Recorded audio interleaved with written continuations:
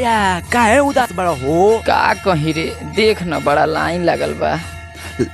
Line लगल बा त दान देवी भेड़िया में दल चढ़ा दा। ओजा जल चढ़ता कि भांग चढ़ता रे?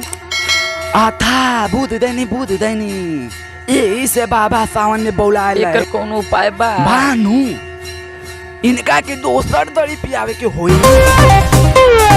हर हर बम बम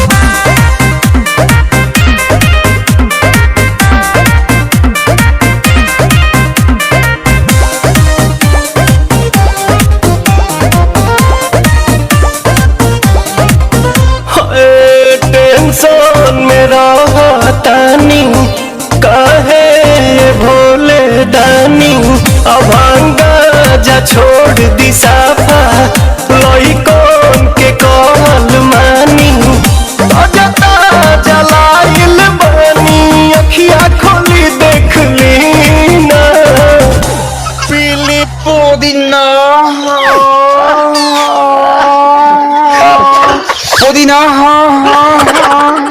पीली पुदीना पीली पुदीना सावन भरही असो भंगिया के बिना।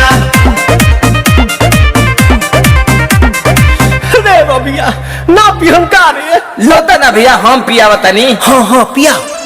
भनिया धतुला थोली बतली तवे तदी भनिया धतुला थोली बतली तवे तदी ए तबे लतालाई तली बाबा ए तलोते तदी ए तबे लतालाई तली बेलूरा ताता तली जनतानी बाबा रउआ भंगिया के बिना तुम न चलेला एको दिन राम तनी का ख्याल करी सेवा के अपना हो चढ़ल बाटे सावन के महीना राम। रुको भौजी ये लोग के समझावा तनी।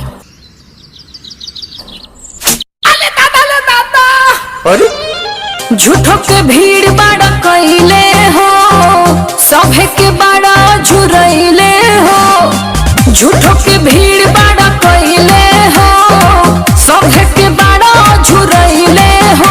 तोहर बिगड़ल काम बन जाई छन भर में बाबा के शहर में जादेव घर में बाबा के शहर में जादेव घर में बाबा के शहर में। ये बतिया ढंग से ना बोल तू जाना जल्दी। पुदीना